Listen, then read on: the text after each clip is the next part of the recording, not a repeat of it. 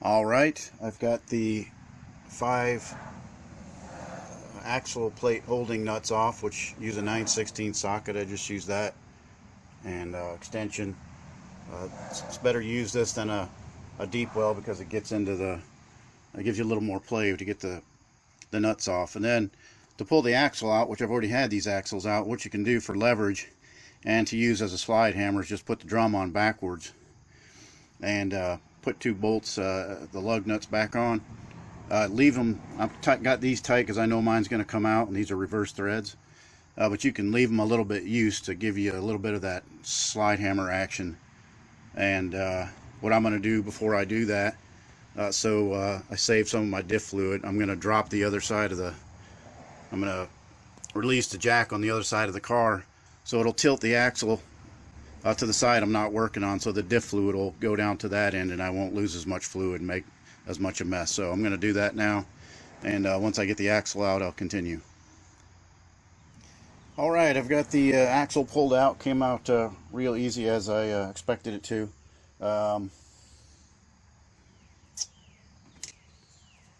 Here's the axle still on the drum.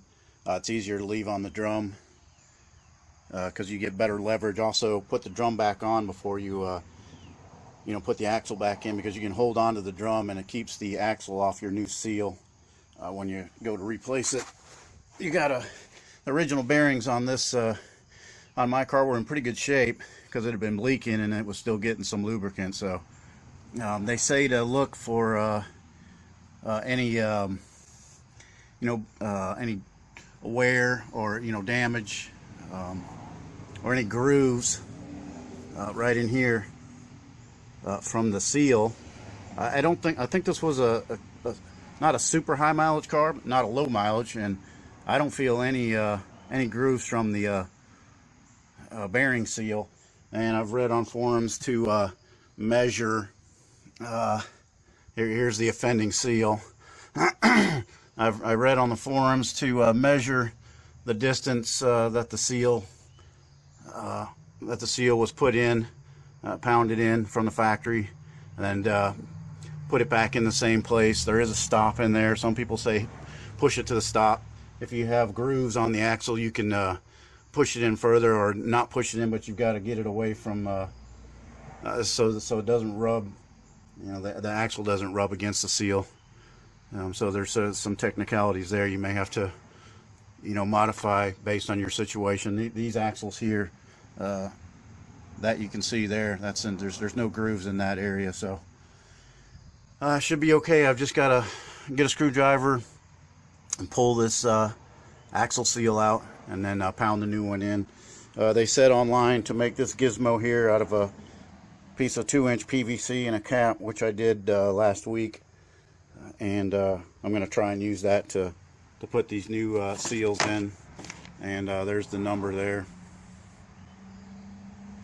If this camera will focus in, of course, I think you can see that. And they also make a USA Standard makes a seal as well as a couple different companies, Centric. So I'm going to get to pulling this seal out and putting the other one in, and then I'll return to the video. I've already replaced the flange gasket, so I'm just going to reuse it. It's still in pretty good shape, and it didn't tear or anything, so it's just to keep dust out of the grease that you put back in the bearing. You got to repack these bearings, which I'm going to do. I've got this marine stuff here. It's the only stuff I've got.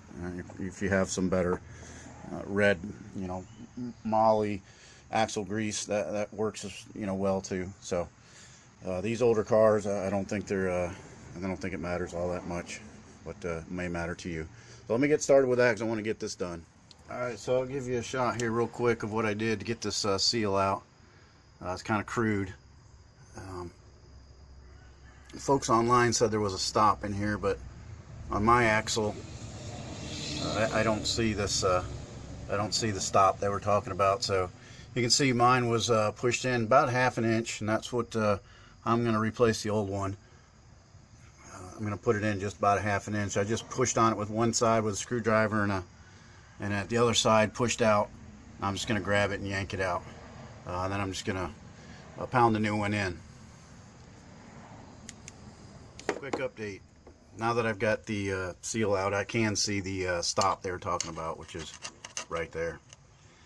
Okay, so next step is to take the new seal, push it in, and I'm going to use this device that I made here based on some recommendations online, and hopefully that'll push it in without damaging. So I'm going to get that started. Another video. I've just got the seal pounded in. It's just started. It's just flush with it. It's not all the way in yet. I just wanted to show you.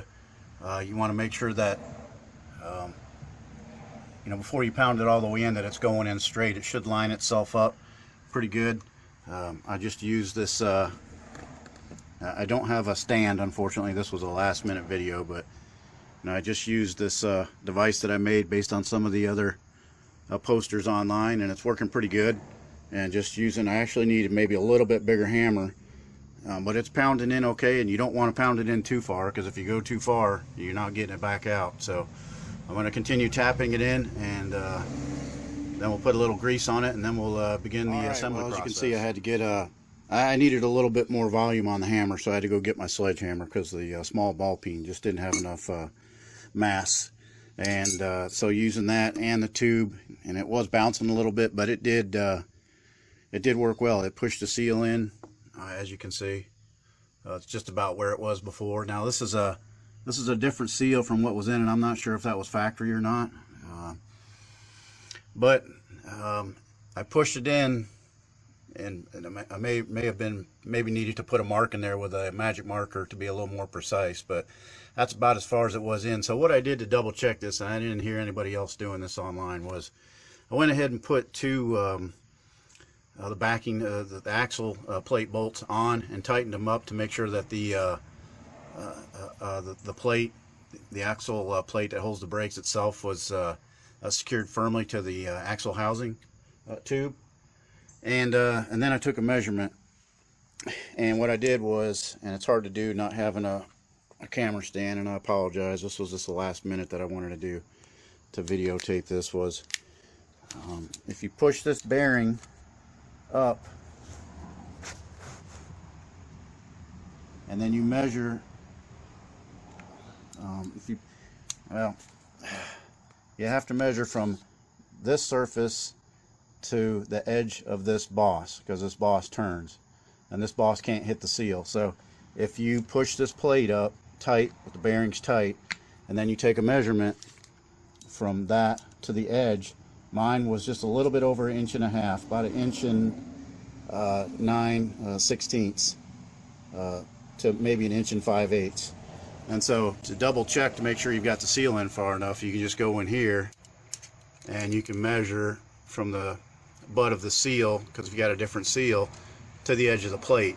And I've got a measurement of, I'm over 1 inch and 5/8. I'm about 1 inch and almost 1 inch and 3/4. So I should be in deep enough.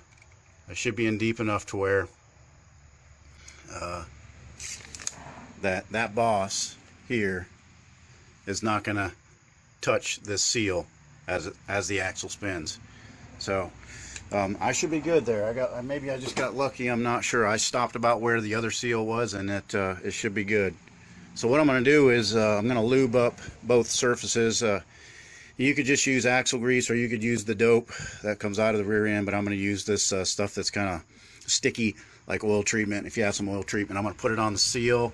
I'm going to put it on this the seal surface here on the axle, and then it's going back together, and it just goes back in the reverse that you took it out. But basically, leaving the drum on backwards will allow you to be able to keep the axle itself. Once you get it 3/4, the axle 3/4 in the tube, the axle wants to drop. If you don't have the drum on it, the axle itself wants to drop down once you get it 2/3 of the way in, and then rest on the brand new seal that you put in. But if you leave the drum on as you're pushing the axle back in, you'll have better leverage to keep the axle off the seal. You can touch it, but you just don't want it. You want to keep it off of it, or you might damage the seal going in. So I'm going to go ahead and do that now, and then I'll make one last video, because going back together is just the opposite of taking it apart. Okay, I've got the bearing repacked, which you have to do because once you put the new seal in, it's you're gonna have to have plenty of grease. You pack it just like you would a front wheel bearing. And of course I had to clean all the grease out of the axle grease out of the brake drum and off all the pads and everything where it had leaked all over. I decided just to use axle grease to put on the seal and on the flange area. It just, I don't know, I guess it just made more sense. Put the gasket back on, cleaned everything off best I could, good enough. And all right, we're gonna put it back in. I'm gonna try and see if I can get a view of this. Maybe I can lay this like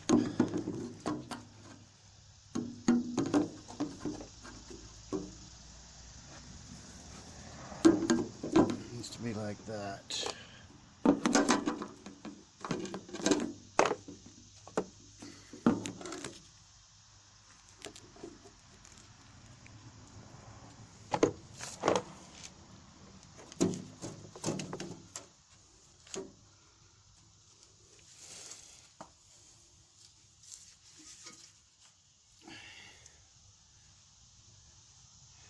I'll put a little stuff on the end of this thing here.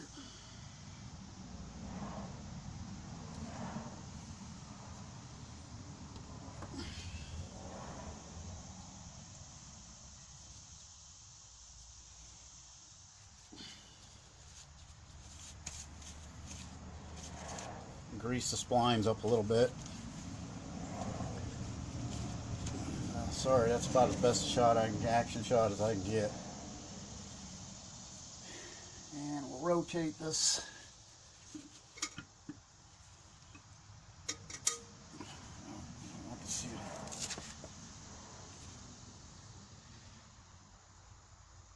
And then we'll grab it back here, insert it.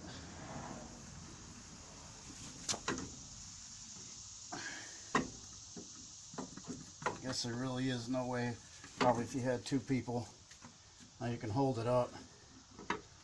Definitely better with the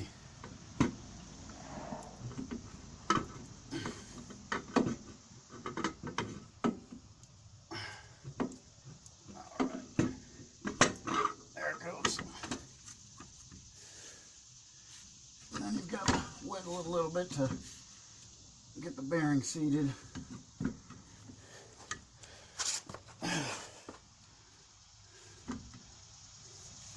Looks like I've got it. Move this a little bit.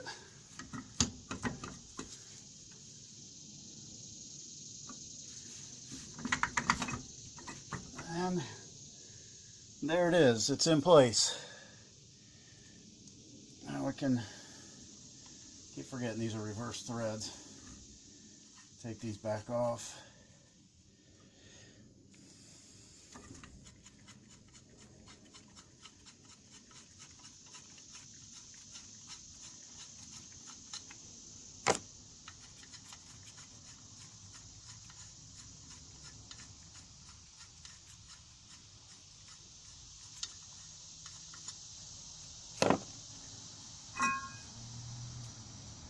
And there it is. It's in place, new seal. Went all the way seated flat, so we didn't have anything hit. So I'm just going to continue putting this back together. And I'm not going to show the rest of it, so maybe I'll show the finished job because the rest of it's pretty easy. So hope this helps anybody who's trying to accomplish this on their own. And good luck, you should be able to handle it. Thanks for watching. I just finished up the passenger side. Putting the seal in. Went about as easy as the driver's side. I had a little bit tougher time getting the seal in, but I just wanted to show the tightening mechanism on these 8 3/4. And of course I've got grease all over my phone now and I can't see. So let me see. So you can see, I get my phone, there we go. That is the wheel, That is the tightening and loosening mechanism. You just take a screwdriver, put it in one of those slots. If yours isn't rusted, which mine wasn't, it should move pretty easy. They say lefty loosey, righty tighty, so on the top, push it towards the back to loosen it. On the bottom, push it down to tighten. Of course, you got to take that clip off. And they say you should have about 6 to 10 thousandths play in the axle when you're done. Otherwise, the seals may leak. So it'll be too much, because the bearing will slip out of its race and start to fall. It'll start to load down on the bottom of the seal, and the top of the seal will leak. So I'm assuming that's the rationale behind it. So I've got this adjusted to where, and this is hard to do, but you can see there's just a touch of play moving this back and forth. One guy said a paper's worth, I don't know, that seems like about 10 thousandths to 6 thousandths to me. I'll try it. I don't want to go too tight because I don't want to burn the bearings up. So it was much looser than that when I initially took it apart, when I put the third member in, so it's tighter than it was. I'm gonna try that. So I'm gonna put it all back together, make sure the diff fluid's topped off, and give it a drive and see how it works out. So again, I hope these videos help you, and that's if you're gonna put a new third member in, all you have to do now is pull the drive shaft loose, which I had already done, painted it and put new U-joints in, and then pull the bolts out of the third member and give it a couple whacks with a nice mallet, not a metal mallet, but a mallet to break the seal if somebody hadn't already siliconed it, which this one wasn't. It was the factory paper seal. If somebody siliconed it already, you may have a tougher time getting it off. You can see I didn't use sealant. I used a lube locker gasket that I bought off of one of the online stores, and it worked really well. No leakage, and if you have to get back into it, you pull it loose. You're not going to have a big mess, and the third member will come out easier. So if you're changing them in and out with different gear ratios or whatnot, that might work better for you. There's the fill, of course, there's the fill plug, and I'm going to go get my fluid, and I'm going to make sure it's topped off, and I'm going to put this other stuff back together, and I'm going to give it a test drive. So thanks again for watching, and hope this helped, and good luck on all your projects. This happens to be of course, I've still got my cover on it because it did sprinkle a little bit, but this is a 65 Plymouth Fury 3 383 car. Factory 383 car that I'm working on. So in case you're interested in that, I may post another video of it later. Hopefully this all goes well and I don't have to take it back apart. Thanks again.